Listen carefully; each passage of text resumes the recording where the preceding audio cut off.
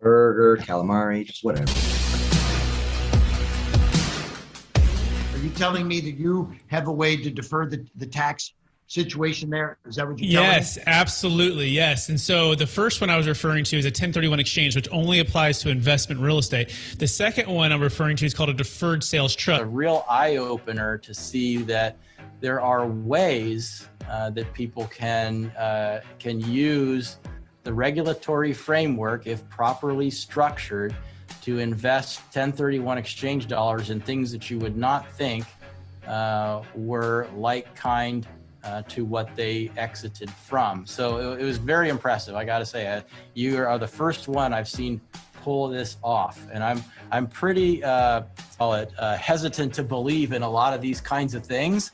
So it's a major feat for me to say, wow, this actually really worked, and it was really cool. 1031 is a way to shelter your income when you sell the thing.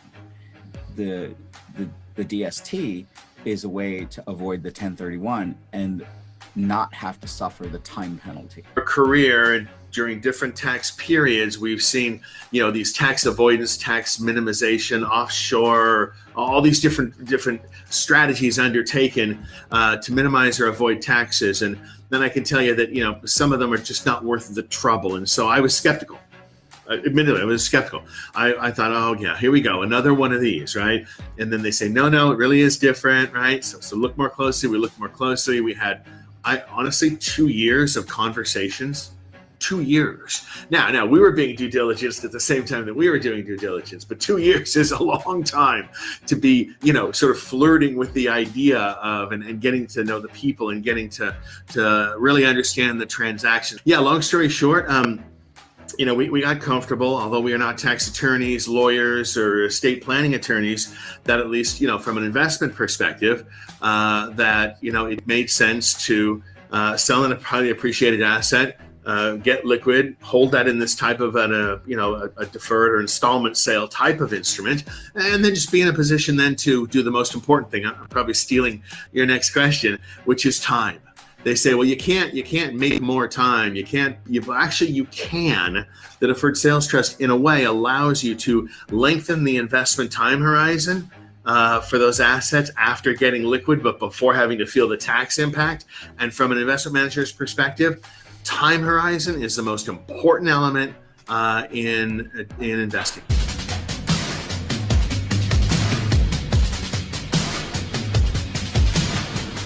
All right. Hey, everybody. Want to welcome you to another capital gains tax deferred sales trust mastermind, where we believe most high net worth individuals and those who help them, they struggle with clarifying their capital gains tax deferral options, and not having a clear plan is the enemy. And using a proven tax deferral strategy such as the deferred sales trust is one of the best ways, if not the best ways, to create and preserve more wealth, especially in times like this. And what do I mean by that? Well, there's a lot of change going on. And there's a kind of a shift in the marketplace that is happening with inflation, with higher interest rates, with this changing in buyer sentiment and confidence in the economy. And more than ever, you want to be able to exit your highly appreciated cryptocurrency, businesses, and real estate, and be able to be diversified, to be liquid, to be tax deferred, so you can create and preserve more wealth. And so during this mastermind, we really have three things we want to accomplish. Number one, we want to give you kind of the vision for what we're trying to do. What are we trying to solve for? And we're going to clarify that here in a minute. As well, deal close stories of the week, or story of the week, or kind of deal that we're working through. And then we're going to open up for questions and mastermind together to try to solve your problem. And the best analogy that we have for this is a Rubik's Cube. And this Rubik's Cube, everyone shows up with a little bit different challenge they might be facing. It could be capital gains tax, right? It could be income tax. It could be estate tax. It could just be personal stuff like ready to move from phase 1 to phase 2 into retirement. It could be just low return on equity and you're looking to increase your cash flow, and a number of things. And part of what we do is we just try to solve problems. And I don't know if you've ever seen those spelling bee competitions where they answer questions and answer words really quickly, or even the competitions for these Rubik's Cubes where people can solve it in 6 seconds. So our goal is to try to get it to look like this, where it's congruent for yourself personally, and for your cash flow and for your tax flow and for your family. And again, so you can create and preserve more wealth. And by the way, if you want to get started in a deferred sales trust right now, you can go to capitalgainstaxsolutions.com. We do have a special guest with us who is a cryptocurrency digital asset trader, as well has a massive securities background in stocks and bonds and investments, as well as an extensive real estate background. So I'm excited to have a deep dive with him in a minute. But before we go there, I want to bring in my co-host and one of my business partners, Mr. Jake Miller, Mr. Pierce York. Jake, how are we doing today? Doing wonderful. Calling in from Miami. Was just at the Bitcoin Disrupt, the largest digital asset conference in the world, and it was definitely an interesting time. And I'll tell you what, things here in Miami, they have a different way of doing business. I'll just leave it at that. But it was a good moment to rub shoulders with some very powerful, influential people. Had a representative from the royal family in the royal family in Saudi Arabia with an office in Dubai that was there, to investment bankers, to a lot of different people who are looking to understand better the industry of mining digital assets. And so it was definitely a great time. And that brings us full circle to, some of the things that we're going to talk about here today on what to do when those highly appreciated assets are sold. So I appreciate that intro. Absolutely. And Pierce York, what did the Deferred Sales Trust work for, and how is it, able to help people in times like this? Hi, Brett. Hey, everyone. So yeah, the DST is a phenomenal tool for really any highly appreciated assets that you're looking to exit out of. We're that real home run in pretty much every state is going to be $1 million net proceed, $1 million gain, or 2 transactions of about 500,000 that'll kind of meet that million dollar threshold, $1 million gain, and it's just it's a phenomenal way to exit your assets. Absolutely. By the way, it works for cryptocurrency, businesses, GP, LP positions, public or private stock, primary homes, investment real estate. Can save a failed 1031 exchange. So unlike a 1031 exchange, it only works for investment real estate. The Deferred Sales Trust works for really any highly appreciated asset. Okay, NFTs, anything you can think of. We haven't done NFTs yet, but we have done Ethereum and Bitcoin so far. But we do have ways to exit those things. And so, and of course, investment real estate, dentists, optometrists, commercial real estate properties, on and on and on. Thousands of closes, billions under management, over 26-year track record, 100% legal, and it works every single time as long as you're working with those who know how to do it. And this is what we do every single day. And so that leads into the kind of the deal close story of the week. And this one is a really interesting one. In fact, it starts about 12 years ago when I first started to cold call and talk with multifamily owners here in Sacramento. And it actually takes place in Placerville. And funny enough, our guest, who I'm going to introduce here in just a few minutes, one of his good friends is in Placerville and owns a ton of multifamily units. And it's about that same time that I started to talk with this gentleman. I was talking with these other clients of mine now on their property. And so they actually sold their property in Manhattan Beach, like a duplex. This is probably like 18 years ago or so. And then they 1031 exchanged into this property for about 1.2 million, and then they were already pretty depreciated at that point, and so they're looking at a tax situation where they're selling for about 2.5 million, but their basis is about $600,000. Okay, and so state, federal, Obamacare, depreciation recapture, they're looking at about if you take 2.5 million minus the $600,000. You're at about a $1.9 million gain, right? And if you take that by 40%, that's $760,000 of tax liability. The second thing they were looking at, and again, remember the Rubik's Cube, right? Their situations, it's still going good. They're getting good cash flow. Things are going pretty good. But the other thing they're looking at is their return on their equity. And in other words, their debt was basically zero, just, I think it was like $30,000. And their NOI was about $120,000 per year.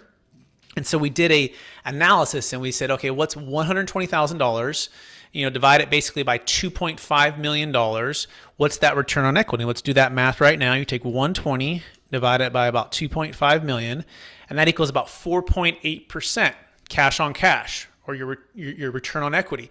In other words, like, what could we do to take this 2.5? Can we increase that equity, or can we increase the cash flow, and can we get the money working for you? So there's times to sell and there's times to hold. There's times to harvest what you've earned, right? And they've been adding value over the years, and they've been increasing the rents, and rents have gone up quite a bit these last couple of years. And so they're in a situation where it's good, but could it be better? And the other part of that better part meant not just financially, but also personally, right? There's things that have changed over the years, even in the last 10 years, especially in California, with rent control and eviction control and regulations and increasing insurance. And, last year there was this fire that came in, and this fire was devastating for the area. Unfortunately, Placerville was survived, but it put a lot of challenges on the marketplace. And so we went through actually 3 escrows. The third time was the charm. So the first 2 escrows failed. Part of it because we ran out of time.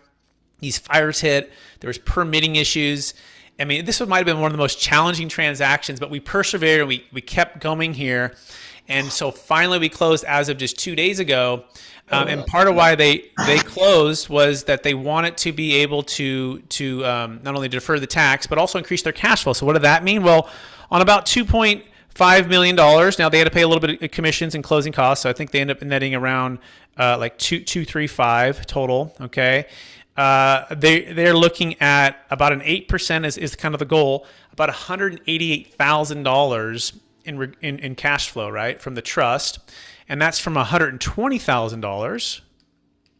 So you take that and divide that. So 120 by 188. That's a substantial increase by about 63%. I think I'm doing the math right? So that's huge for them. They get to not have the stress of owning. They're now diversified. They now paid off a little bit of debt. They're tax deferred. They're transitioning from phase 1, which is very active ownership, to phase 2, and they're increasing their cash flow by about 60%. Like so these are all the check boxes on the right-hand side. And by the way, this was not easy for them just to, we'll just do the deferred sales. This was time and energy and planning and thoughtful questions and all of the things that everyone goes through before they meet us. And we're happy to provide that service. But it took a lot to close this deal, and now we're here. So that being said, Jake, I'm going to pause. Anything you want to pull out of that or questions you have on that, Jake? Just that everybody's scenario is different. And this, although it's a financial tool, and though we recommend it to a lot of people that have a highly appreciated asset, we don't necessarily use it in the same way for every client. And especially when it comes to real estate, and the transaction might be somewhat complicated, or there might be multiple transactions, there's a lot that we can do to make them have a success. And again, getting us in early, helping us come to the table with the other advisors and the client and helping out is what actually helps the deal come through successfully. Had another client that kept trying to keep his advisors separate. So he would meet individually with the attorney, and he would meet individually with the CPA, and he would meet individually with us. And things were just not progressing for him at all, because he was having to digest all of this information, and it just was too much for him. And ideally here in the next week or so, Bray, he'll have all of us meet together, which is finally the point we've been trying to get to, so that we can say things and the accountant can shake their head, and we can sit here next to the client and the attorney can ask questions on behalf of the client for his benefit, things that he should know to ask but doesn't. And at the end of the day, when all the advisors are around the table, we save a lot of time, and we end up with a solution that makes more sense for everyone in the room. Very well said. I just think of the mastermind. Part of why we're here is to dissect and grow and share our journey, and hopefully share some wisdom so everyone can benefit from that. And again, back to the Rubik's Cube, like you're saying, like if you meet with one person, he does a little bit of a twist there, we lose 10% of momentum every single day that we don't make a decision, right? Like have you ever been on the wrong side of momentum? You don't want to be on the wrong side of momentum, especially when the time is shrinking for your deal, right? And that can actually run out of time. You do need to set up the deferred sales trust prior to the close of escrow, typically prior to the buyer moving all contingencies on most deals, except for investment real estate where we can save a 1031 exchange. But you don't want to be on the wrong side of momentum, and you also don't want to get analysis paralysis. And part of that, you're right, if you're looking at all these different specialists, why not bring everyone together so that each of us can turn, these things, especially this is a very large deal we're working on, by the way. We can do it all maybe in an hour, solve the problem. So I couldn't agree with you more, Jake. That's a great insight that you're pulling out on that one. That being said, if people want to learn more and start your deferred sales trust today, you can go to capitalgainstaxsolutions.com to connect with me. You can also connect with Jake Miller by going to strategictaxsolutions.com. He is the financial advisor. I'm the trustee. We work together on our deals. That being said, I do want to bring in and transition into our special guest today. He is out of the Bay Area. I did mention in the beginning that he actually introduced me, or I'm sorry, one of my potential clients up in Placerville introduced me to our next guest years ago. And we most of what we talked about in that time was just investment real estate and the properties that he was doing. And he is now the president and chief investment officer and general partner at Castle Funds, and he has extensive experience in portfolio management, derivatives trading, and risk management. And for the past 10 years, he has been the managing member of 3 private investment funds, which invest in equities, options, exchange-traded funds, and commercial real estate. He began his career as an options market maker for Group 1 Trading LP and a few others. A few years later, he became a partner at Oppenheimer, Noonan, and Weiss. And he's been instrumental in the negotiation of the sale of ONW to SLK Hull Derivatives LLC, which subsequently acquired by Goldman Sachs Group, and all kinds of other stuff. But the main thing here for this guest, Peter Eberly, welcome to our mastermind, is he has an extensive real estate, securities, and cryptocurrency. And this is not hard. This is very difficult to find. You have typically those that are experts in maybe one, but Peter brings a vast knowledge and expertise to the world of digital currency. Peter Eberly, how are we doing today? Good, Brett. Thanks for having me on today. Absolutely. Can you tell us a little bit about your story and your focus for our guest? Yeah. So as you mentioned, I started on the options exchanges, both in Chicago and in San Francisco.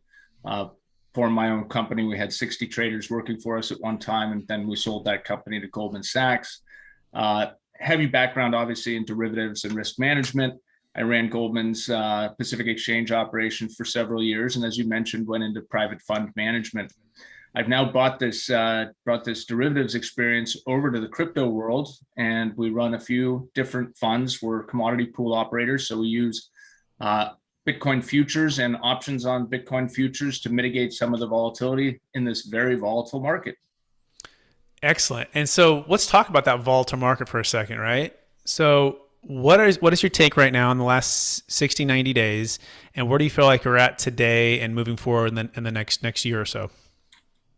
Well, it's obviously been a tough 2022 in both equities and the crypto market. I mean, if hindsight was available, right? January 3rd was pretty much the peak in all these markets, probably the peak at residential real estate possibly as well. And we've obviously had a real de-risking in the marketplace since then. A lot of fears about what inflation would be long-term. Obviously, Ukraine and Russia's invasion didn't help that either. But we seem to have kind of found, at least for the moment, a little bit of a reprieve, right? The markets, both crypto and equities, behaving much more better here in July. Seemed like the end of June was really, for the short term anyway, the lows. And we focus on, the headlines focus on how far we've fallen in the last year. But if you actually lengthen your time horizon a little bit and just look at where we were in March of 2020, right? You look at Bitcoin was sub 4,000 less than 2 years ago, and here we're at 24,000.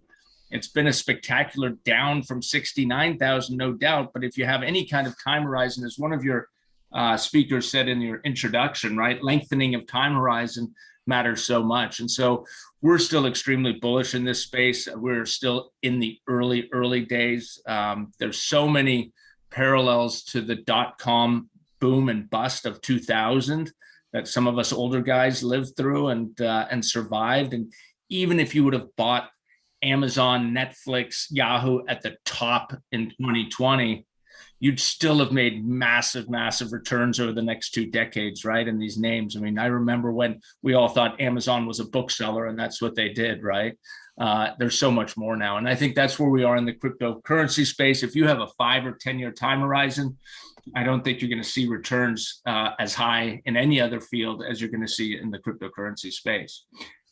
Excellent. Yeah, I think that's great insight, that the fact that, if you just go back, and not even like you're going back 10 years, you're going back a year and a half or so, and Bitcoin was 4,000, right?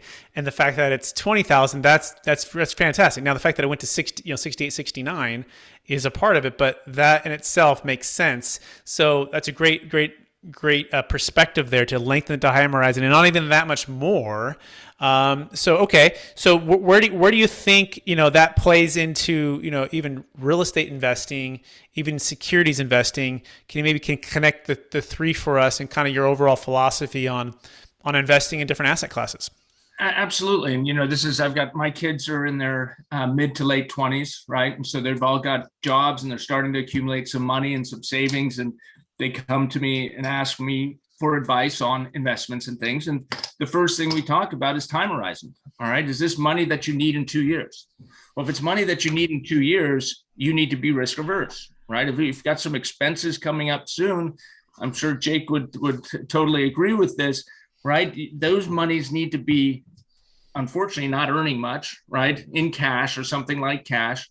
And that's money you set aside. So if you have expenses coming up, a kid's tuition bill, a home purchase, that's got to be safe money. The longer your time horizon, the more volatility you can accept, right?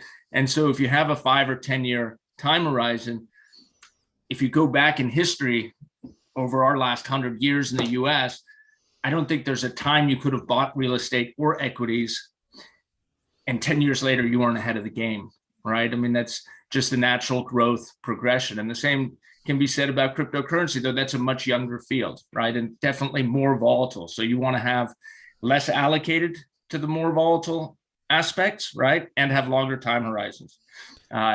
Most of our investors that invest with us, they have from the single digits to a max of 10% allocated to crypto across multiple cryptocurrencies. But you don't put 50% of your wealth in something that has such high volatility. And then you can sleep at night, right? If it's a small allocation, then that volatility bothers you a lot less. If it's going to keep you from being able to pay your kids' tuition, you're going to lose sleep, and you should. Very well said. And then when I had you on my podcast, and I'd like to touch on this as well, is kind of the difference between what castlefunds.com and how you guys have, again, taken your past experience and knowledge and expertise in derivatives trading into the crypto world. Okay, so would you talk about that and how you're faring differently than perhaps some of the others that are completely collapsing? Yeah, absolutely. I mean, the first thing is we don't add leverage to crypto. We've had some headline companies, Celsius and others, that have completely collapsed. Three Arrows Capital, great firm, everyone thought, and all of a sudden they're getting liquidated because they're not meeting their obligations. Adding leverage to a highly volatile asset is irresponsible, right?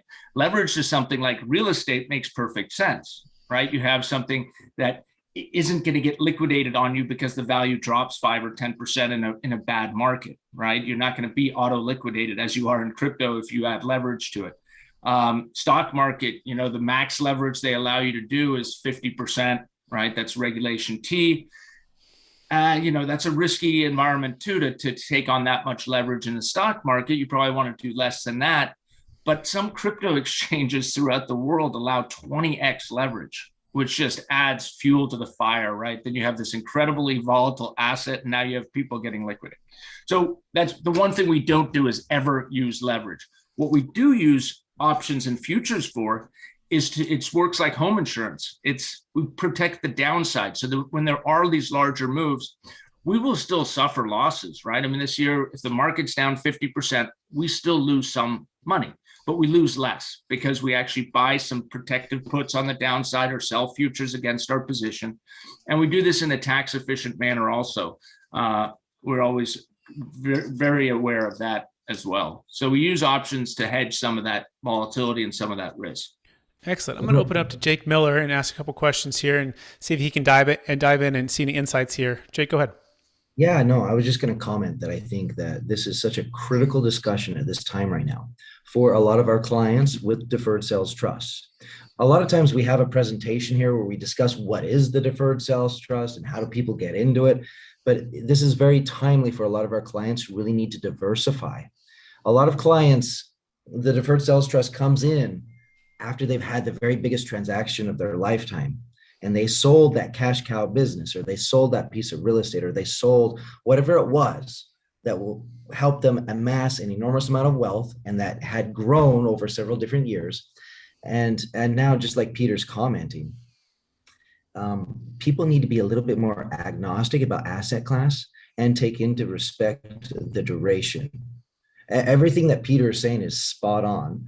And clients need to align themselves with the trustee, with financial advisors, with other professionals, so that they can help make sure that they're getting into the right type of asset classes that have the right type of liquidity and time horizon attached. In the world of crypto, in the world of any market, so to speak, there's going to be risk associated with that. And does the client need the money today, in 2 years from now, as Peter mentioned with his kids? Or is this a 10-year time horizon? Is this something for the grandkids, legacy builder? A lot of these concepts, a lot of times people are being sold today by the glamour of something new and something that's wonderful. And hey, come and invest in this today. And they're not properly allocating a lot of their assets appropriately. In fact, every single day, our offices that we have in Utah, Oklahoma, Kansas, people come in because of something bad that they did. It seems almost every single day, somebody comes in with a horror story of hey, somebody told me to put my money in this. Well, why'd you do that? Well, I don't know. It sounded good. It was something that was being sold to them rather than them having an understanding of what goals and objectives were, and then aligning investments with those goals and objectives. And with the deferred sales trust, one of the great things that people have is a trustee, Brett. And so maybe Peter, help us paint a picture, I guess. What are the advantages that you would see clients having a trustee with a financial tool like a deferred sales trust to help them as a fiduciary make conscious, deliberate decisions about their investments? I totally agree with you that most people's investment decisions are often knee-jerk reactions, right? The press is so fond of jumping on the same stories, whether it's great stories about how great everything is or bad stories how bad everything is. But everybody's chasing these same themes, the next big thing, right? And greed and fear, we know those are the two things that dominate the markets, right? You get these excessive greedy times and you get these fearful times. So having an advisor that can kind of step back, right? Make it a non-emotional decision is so helpful for most people, because it is highly emotional. As you say, these deferred sales transactions are often the largest transactions that a person's made. And so that adds to some of that scariness, right? What do I do next? Absolutely. Very well said. And I also want to kind of dive in a little bit to the passive nature of Castle funds. By the way, you can learn more about Peter Eberle at castlefunds.com. And so passively managed funds in cryptocurrency, digital currency. So he says we offer a secure, liquid, and low-cost access to Bitcoin and other digital currencies. And then actively managed funds, we manage active portfolios across spot, futures, and option markets.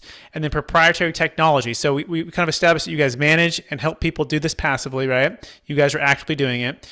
But then you have a technology platform that you've developed. So talk about that, how that's helped in what's happened here, right, with the downturn, and how are your clients feeling? How are you guys feeling? Again, I'm so glad that you guys weren't doing any leveraged amounts, right? And so perhaps it's the long-term nature of the ownership here. You hold long enough, and we are seeing it come back up. So kind of give us a feel for that and how you guys have done so far, Peter.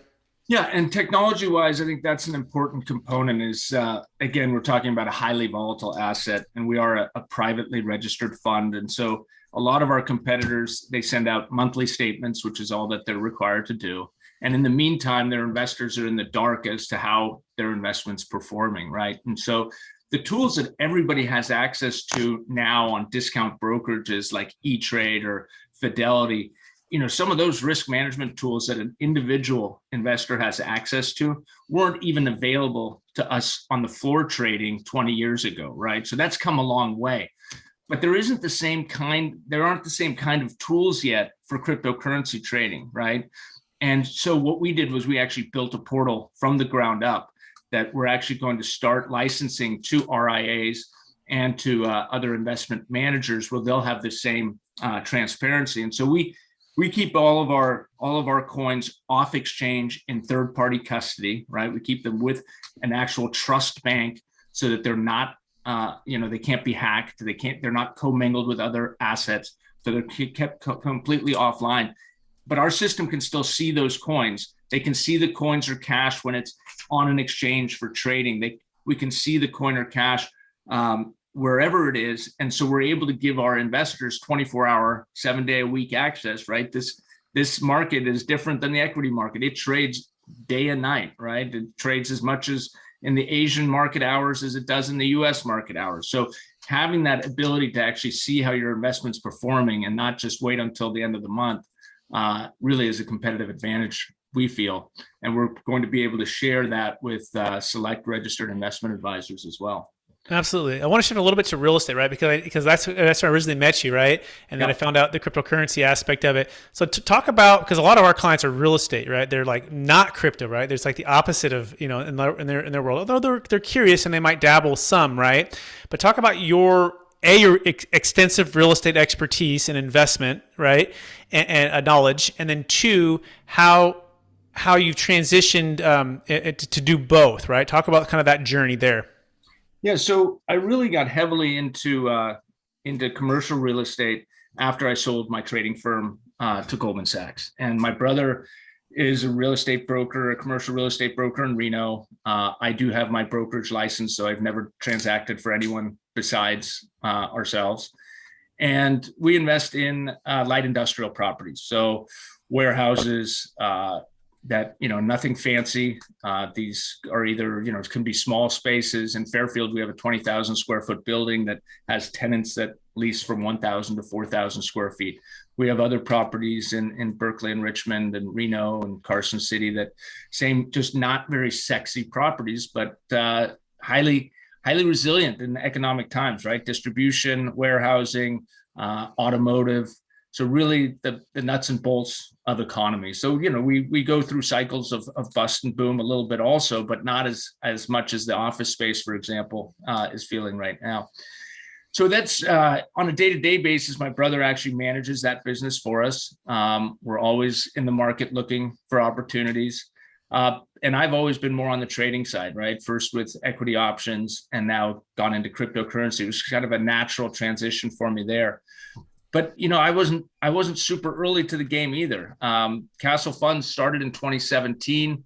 My brother and I joined as passive investors at first, letting someone else do the management of it. I joined Castle in 2020 after the Chicago Mercantile Exchange announced that they were going to start trading options on futures. And that's when I approached the team at Castle and said, there's some opportunities here. And then I came on and joined them as chief investment officer. That's incredible. I love that background, and I love that you're entrepreneurial with your brother, and I love the light industrial, right? You guys stuck to a space, you kind of, expertise in that. You've owned it long term, right? You get the cash flow, you're getting the depreciation, and then you're a good team, right? I bet you guys complement each other well. What's your brother and your guys' take on light industrial? It seems like it's that and apartments are the hottest, and it's not going away. It's only getting stronger. What's your thoughts on that? Right. I mean, we're not aggressive buyers right now. We feel the cap rates are pretty tough right now. But if things back off a little bit, which, this market's softening a little bit, we notice it just on how many calls we get, from signage on buildings or if we have an open space, and that's softened a little bit, but there's still a lot of demand there. I think we'll see in the next 2 to 3 months what this economy does, right? Can we orchestrate that soft landing that Powell is saying that he's hoping to achieve, or is he going to worry about inflation too much and sink us into something? I don't know. I am concerned about the office market in general. I think cities like San Francisco, it's going to be interesting to see what they do. I mean, they were building so aggressively and now no one's been coming to the office. The mass transit parking lot stations around the suburbs are very empty as people still aren't going into work. I have a question for you. I'm going to put you on the spot a little bit here, right? A little bit of the hot seat. Right? So you have this light industrial building you've had for 20 plus years, I think, in Fairfield, right? And it's obviously rapidly appreciated, and let's say you guys might want to sell and invest into cryptocurrency at a low price, and you see the opportunity with prices dropping in crypto, and you have an all-time high maybe in the industrial property, and that might be a transition in the next couple of years with real estate maybe softening. At what point do you say, yeah, let's sell that, let's say it's a $5 million deal. Let's defer it into a deferred sales trust, and let's use the capital to invest into Bitcoin and Ethereum and these other things that you're doing and ride that wave. In other words, sell high and buy low. Like if I brought that up to you, what would be your thought on that? Like, what do you like most about what I just said? Yeah, no, that's definitely in our mindset. I mean, if the cap rates are at a point where I don't want to be a buyer, maybe I need to be a seller, right? So there is some truth to that. The other thing about that Fairfield property is that it's a multi-tenant property, so there's a fair amount of management to it. So that would be an ideal candidate, right? Especially as we get a little bit older and maybe don't want to deal with tenant turnover and things like that. So for those reasons, it would be an interesting candidate for the deferred sales trust. Keep some of the single tenant buildings that are much easier to manage.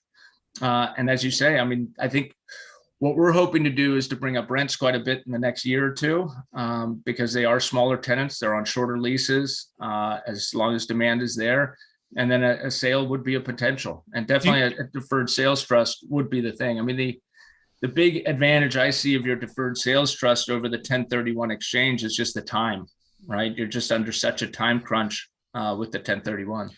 Well, and plus the like kind requirement, right? Because if you did a 1031 exchange, you're just trading industrial for industrial, right? You're trading in a higher interest rate environment, maybe even the same cap rate environment, and you're just trading, your 10 tenant problems for 15 problems, right?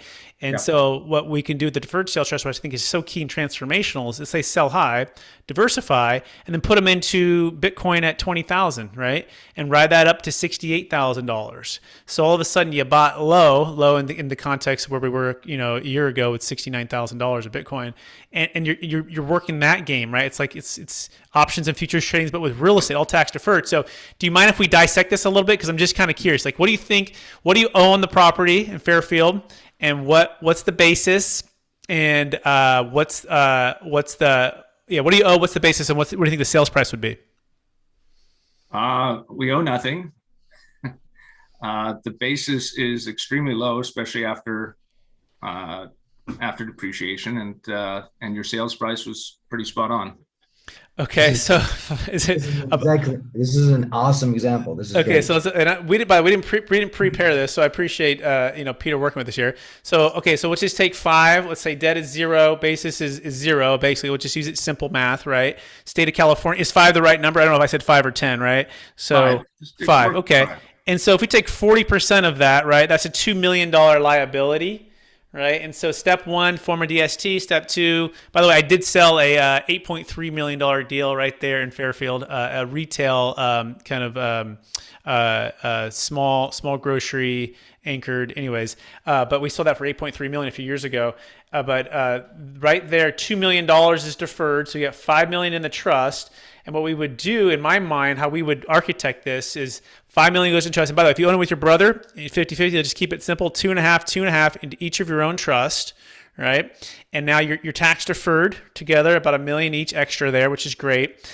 And then the trust can go actively with you via an LLC into your own fund that you have there, and your brother could do the same thing.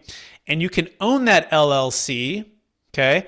And this is the cool thing. At the first part of it, you're a lender, but then you become an owner. I call this lendership, okay? You're first a lender, and you're getting kind of a fixed return of about 8% on that $2.5 million for you and $2.5 million for your brother. But then you can partner with the trust and become an owner of an LLC, and up to 80% of those funds. So in this scenario for yours, $2.5 million at 80%, it could be about $2 million. Not that you would put all $2 million into Bitcoin. You might even diversify it into a couple other real estate deals or stocks, bonds, and mutual funds and dollar cost average. But the point is, let's just even say you took a 500,000 of that $2.5 million and you dollar cost average into your fund and all the expertise that you have. In other words, you're actively managing that. And let's just say Bitcoin goes from 20 to 30,000, 30 to 40,000. All of a sudden, you're creating all of this wealth on this wave. Whereas the industrial property, perhaps it's pretty much maxed out. I mean, you might be able to increase rents by 5 or 10 or 12% as these tenants, leases turn. But at a certain point, interest rates are going this way. Cap rates kind of got to follow in a sense. And there's not that much more upside. So Peter, what do you like most about what I just said there? Well, certainly the tax deferral is definitely the big thing. I don't really understand the partnering inside your own LLC. That part kind of. Yeah. So Jake, you want to explain how that works? So he can get a good feel for that. Absolutely. So we do that so that there's a maximization of the tax benefits that can flow directly. As a member of the LLC, you've got the clients themselves directly. And then as another member of the LLC, you have the trust, right? And so we want them to be directly recipients of some of the tax benefits that can flow through under those partnership rights in the LLC. But then, of course, we want the trust involved so that the trust can participate financially as another member of the LLC. So in that joint venture relationship, we can, instead of having the trust absorb all the tax benefits, which would then not flow through directly to the clients at that time, we would lose out on some of those tax benefits. For a more optimal scenario, we do it like this, so that the members of the LLC are able to participate on that one side. With the partnership rules, we can allocate, revenue, we can allocate expenses, we can allocate depreciation, we can allocate, a lot of those other tax benefits that might exist. And that's why we do it this way. Plus the upside, right, Jake? So the upside, Peter, once you partner with the trust, you become the owner of the LLC. And think of the trust that owes you the money as just the silent joint venture partner. So you form an LLC, you're 100% owner at first. The trust comes in as a silent joint venture partner. And let's say it just puts up $1 million into that LLC. It asks for a 20% ownership of that LLC and an 8% pref. But Peter has put $0 into that LLC. Now, let's say you bought Bitcoin at $20,000, $1 million, and it goes to $40,000, right? A coin, right? That million has now doubled, right, to $2 million. So what does that mean? Well, let's say you did that in exactly 1 year time period. Well, and you were to exit at that point. You're like, okay, now's the time to exit. I just doubled my money, right? Great.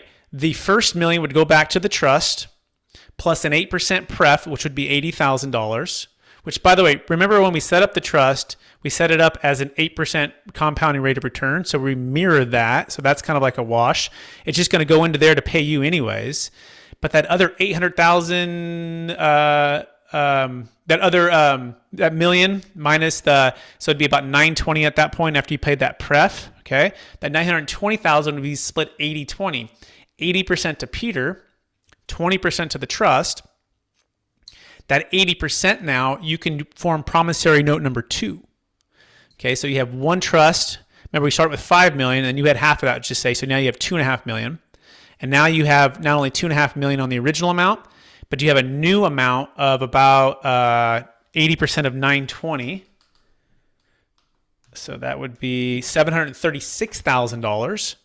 Okay, so versus if you just sat in that Fairfield property, what are the odds you get an extra $736,000 of wealth in the next year? Probably pretty low, right? So does that make sense there? Yep, sure is. Yeah. So anyways, that's the deferred sales trust. If anyone wants to learn more about that, you can go to capitalgainstaxsolutions.com. You can also connect with Jake Miller at strategictaxsolutions.com. We absolutely love to map these things out, to take the Rubik's Cube and try to line it up, right, to fit. The other thing that you might consider is estate tax. If you're ultra high net worth and you're greater than 22 million married, 12 million single, it's no longer just about capital gains tax. It's actually about estate tax, which is above and beyond the stepped up basis, right? It has nothing to do with stepped up basis. And so you want to be aware of what your tax flow situation is. That being said, we are running out of time. And so I want to open it up for questions for anybody else in the audience. You can put it into the chat. You can also unmute yourself. You can ask Peter, myself, or Jake, even Pierce, all of us, about anything that Peter just said, the deferred sales trust. Any of your thoughts, go ahead and put it in the chat or unmute yourself. We do have a couple people here who are here for a very specific reason. We have Eddie and we have Connor. And these two entrepreneurs, Eddie is in the UK right now, and Connor's here in Florida. They are excited to see how they're in the process of buying several businesses at once. And they want to know how this might be beneficial to the individuals selling their businesses to them. So a little different angle. A lot of times we deal with the sellers of a business. Right now, Eddie and Connor are the buyers of a business. How might this help their scenario and situation? Great question. So they're looking to acquire businesses from others at this point. So looking to build their portfolio. And so at the end of the day, I always say we're not in the business of buying real estate, selling real estate, selling proprietary cryptocurrency derivative trading software, selling the deferred sales trust. We're actually all just in the business of solving problems, okay? And to the extent that you can solve someone's problem is to the extent that you get paid and you win the deal. And so every seller that you're buying from has a problem. And the question is, are you able to dissect the problem, right? So like figure out like, yeah, so see how these aren't lined up correctly for what you're looking to do, whether that be estate tax, capital gains tax, income tax, cash flow, whether that be, your time, energy with your grandkids, your family, location, whether that be retirement or different things. Like, first of all, you got to dissect and make sure you have a good feel for their problem. And then you want to come in and you want to say, hey, I can solve that. I can make it look like this. How would it be if everything was more congruent for what you're trying to solve? In other words, what is your B, what you're trying to be, and what is your A, where you're at now? So the first thing is you always want to clarify what is it that they're trying to accomplish, why are they selling, and get below the first initial response. And then you say, you know what? If there's a way to help you come from A to B, and that could mean a deferred sales trust, and I could show you something, would you be open to selling to me versus every other one who's out there who's telling you to 1031 exchange or Delaware statutory trust or not sell and just do an installment sale with a traditional buyer? If there's a way to show you that, would you be open to just selling to me? In fact, we have found that if you can provide that solution, they're probably even more likely to sell at a lower price, right? Because you've solved a 30 to 50% capital gains tax and depreciation recapture problem. Okay. And so that's the first thing. You want to just define what the problem is and then approach it as a way to add value to them. And that the rest of it should follow. So Jake, any thoughts or comments on that? No, I think that's helpful. In addition, there's maybe a comparison that I'll make that we have a client, it's a big conglomerate that buys up these storage unit warehouses. And they have actually put some of our material in their paperwork that they give the small mom and pop storage units that they go up and buy. A lot of times they have come across that one of the biggest hesitations in buying out somebody else's business or their storage units is that they don't want to pay the taxes right now. They don't want to pay it all at once. And, if this is the biggest transaction that they've ever had, oftentimes it's the most taxes that they've ever spent as well.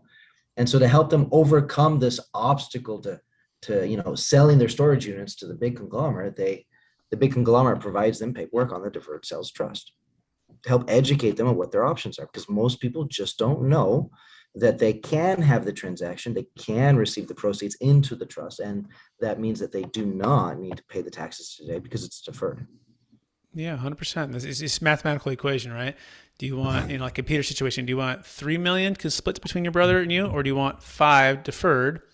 And then the next equation is, well, what can we go make on that 5 and how can we grow it?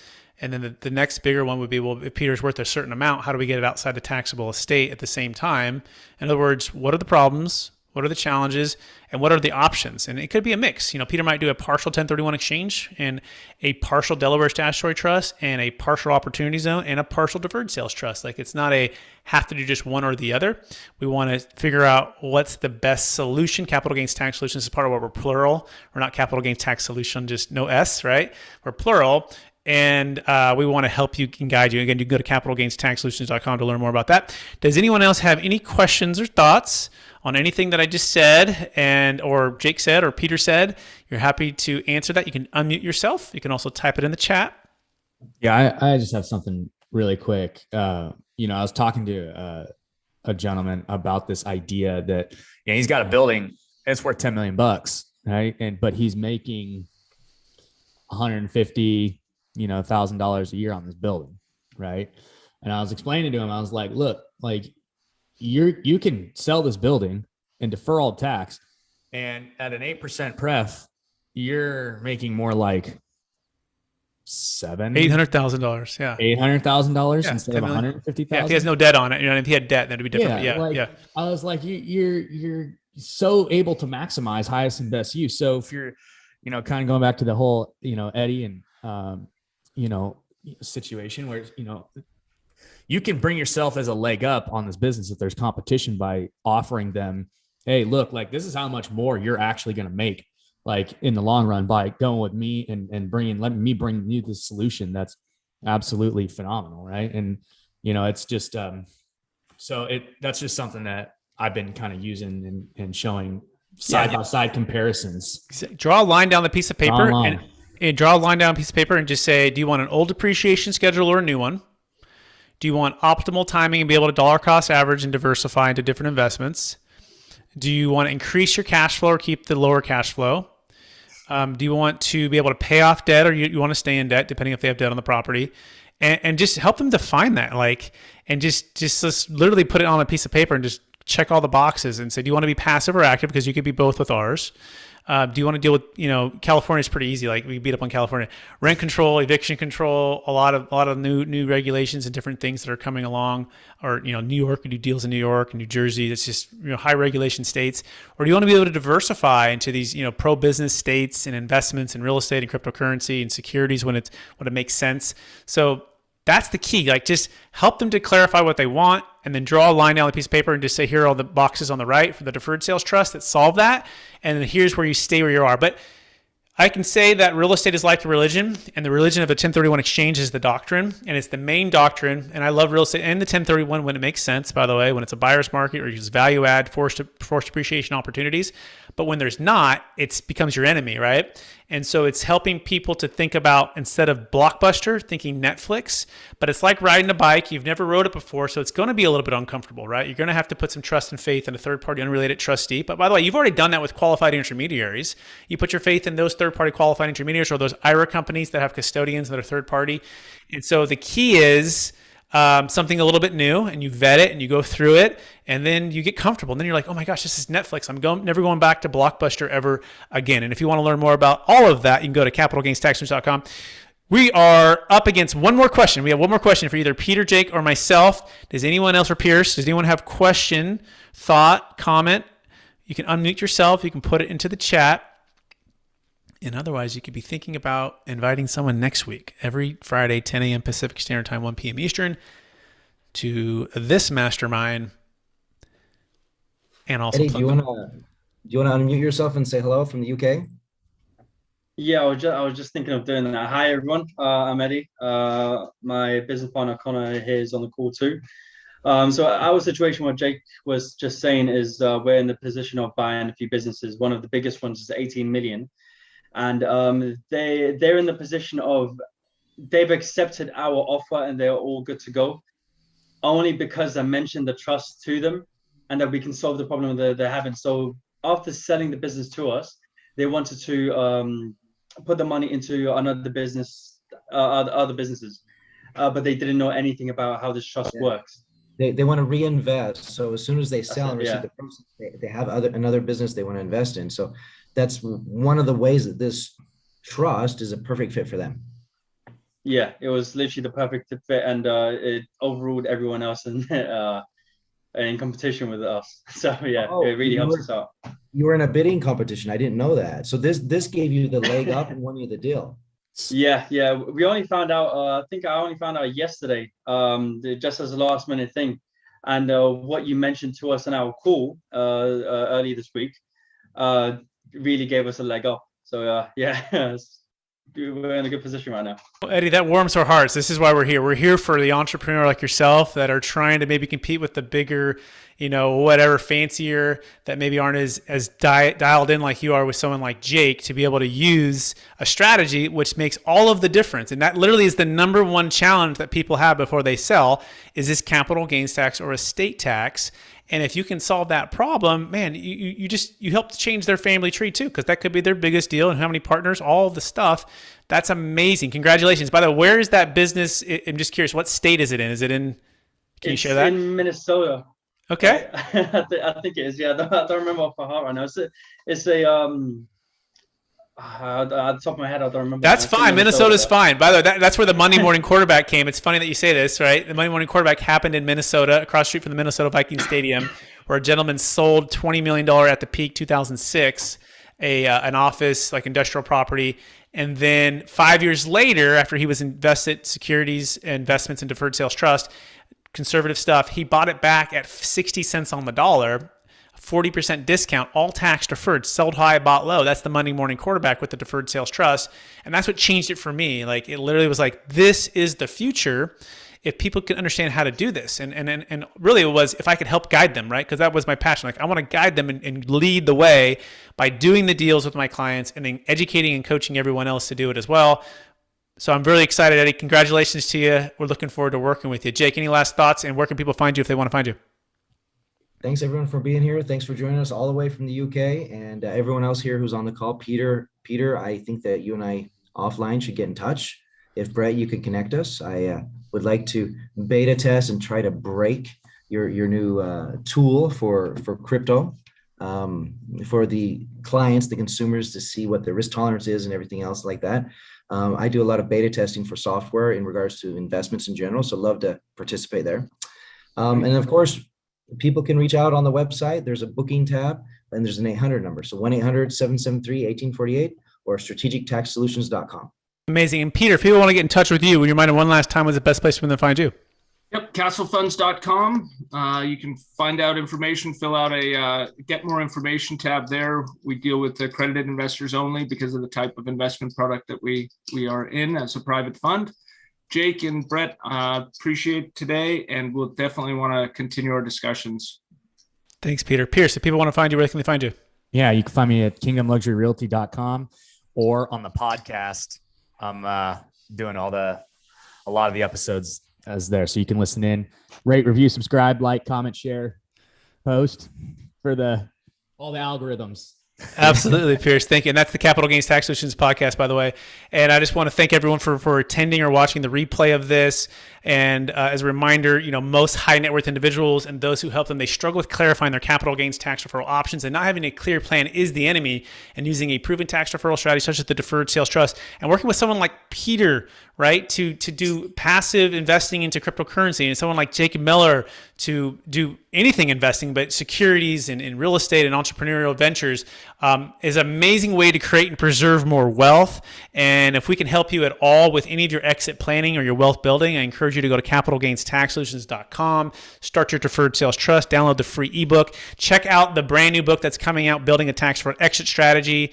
And it's the proven playbook for unlocking your ideal wealth plan when selling assets of any kind for yourself or your clients. We do have the Jake Miller in the book. He's in the book. And we also have the Kevin Harrington from Shark Tank in the book. I got a few chapters as well. So check out that on Amazon, coming to you soon. Thank you, everybody. Please rate, review, subscribe, share this with somebody, and we'll talk to you again real soon. Bye now.